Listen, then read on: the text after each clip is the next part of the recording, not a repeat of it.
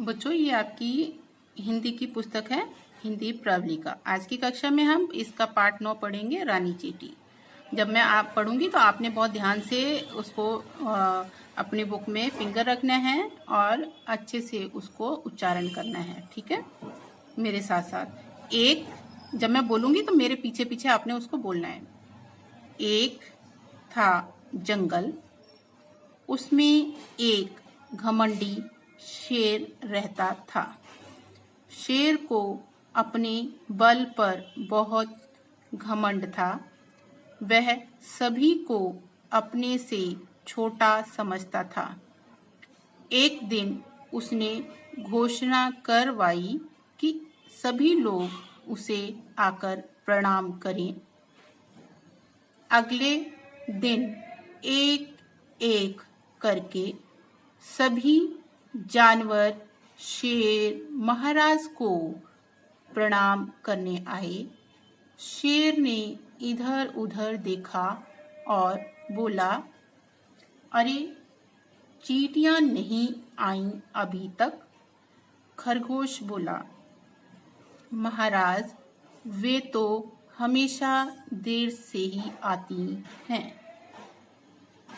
अब देखिए, यहाँ पे एक जंगल था, उसमें घमंडी शेर रहता था और उसको अपनी ताकत पर बहुत ही ज्यादा घमंड था और वो सभी को अपने से छोटा समझता था। घोषणा करवाई कि उसे सभी जो जितने भी जंगल के प्राणी हैं सभी प्रणाम करने आएंगे।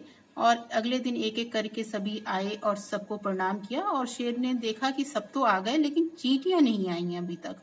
तो खरगोश ने बोला कि चींटियां धीरे धीरे आती हैं, इसलिए वो देर से आएंगी।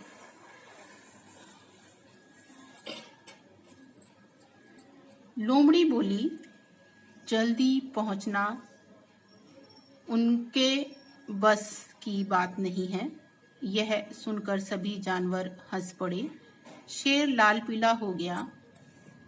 तब तक रानी चींटी अपनी सेना के साथ वहां आ गई। शेर बोला, कभी तो समय से आया करो, हमेशा देर से ही आती हो। लोमड़ी ने चींटियों का मजाक उड़ाया। सभी हंस पड़े और तभी रानी चींटी भी आ गई अपनी सारी सेना के साथ में। तो शेर ने बोला कि कभी तो समय से आ जाया करो। रानी चींटी बोली, महाराज रास्ते में बारिश का पानी भरा हुआ था, इसलिए हमें आने में थोड़ी सी देर हो गई। अब शेर का गुस्सा बढ़ गया। उसने आव देखा न ताव बोला, एक तो देर से आती हो, ऊपर से मेरे सामने जवाब देती हो। चुप हो जाओ वरना अभी जान से मार डालूंगा। रानी चींटी ने बोला कि बारिश हुई थी, बारिश के पानी भरे होने की वजह से हम देर हो गए। तो शेर को गुस्सा आया कि वो जवाब भी दे रहे हैं, इसलिए उसने कहा कि चुप हो जाओ, नहीं तो मैं तुम्हें जान से मार दूंगा। रानी चींटी यह सब देखकर परेशान हो गई। वह सोचने लगी कि क्या करे। तभी उसे एक उपाय सूझा। वह तुरंत अपने मित्र कन खजूरे के पास गई और धीरे से उसके कान में जाकर कुछ कहा। दोनों ने एक योजना बनाई और मंद मंद मुस्कुराने लगे। तो चींटी ने देखा कि शेर कुछ ज्यादा ही घमंडी हो गया है, तो उसने सोचा कि शेर को सबक सिखाना चाहिए। तो उसने कन खजूरे से मिलकर के एक योजना बनाई और फिर धीरे धीरे वो मुस्कुराने लगे।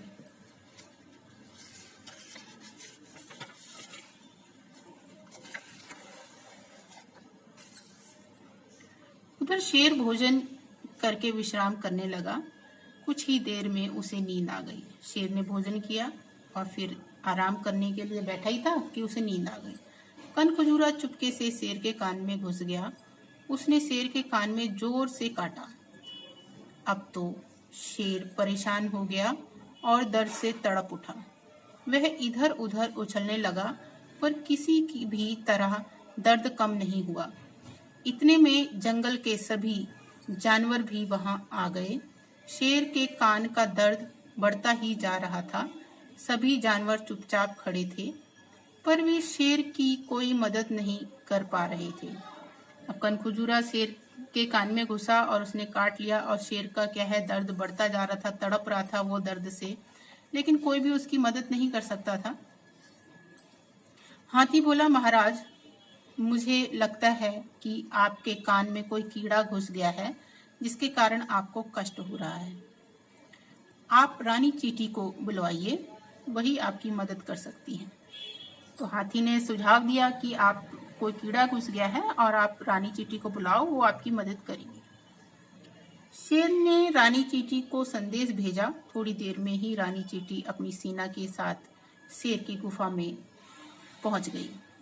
तो शेर के संदेश भेजने पर रानी चींटी जल्द ही वहां पे आ गई अपनी सेना के साथ।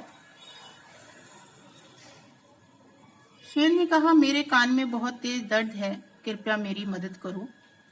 रानी चींटी धीरे से मुस्कुराई और शेर के कान पर चढ़ गई।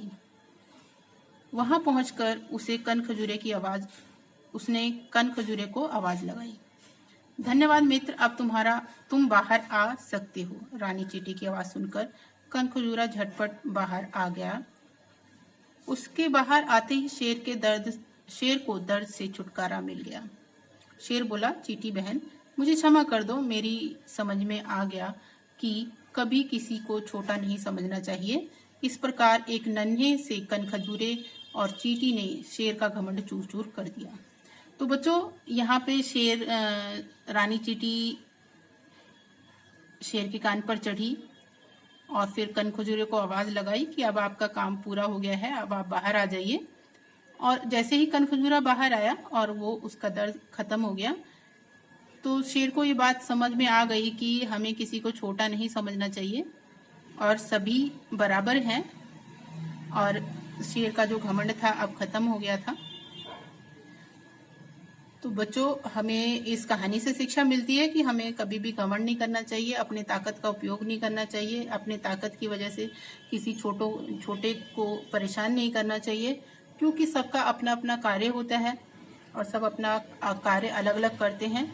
अगर छोटे छोटे लोग भी एक साथ मिल गए तो वो हमारे लिए बड़ा खतरा बन सकते हैं। इसलिए कभी भी हमें अपने आप को घमंड नहीं करना चाहिए और अपने आप को बड़ा नहीं बताना चाहिए, और साथ में सबके साथ मिलजुल करके रहना चाहिए। तो बच्चों इस कहानी को अच्छे से पढ़ेंगे और इसका जो शब्दार्थ का कार्य है इसे कॉपी में करेंगे। ये आपका होमवर्क के लिए है, ठीक है। इसको होमवर्क में कॉपी में करेंगे। शब्द के नीचे शब्द लिखेंगे और अर्थ के नीचे अर्थ लिखेंगे। क्षमा का अर्थ होता है माफ करना। उपाय तरीका, मित्र दोस्त, मंद मंद धीरे धीरे, विश्राम आराम, मदद सहायता, कष्ट तकलीफ, संदेश सूचना, ठीक है।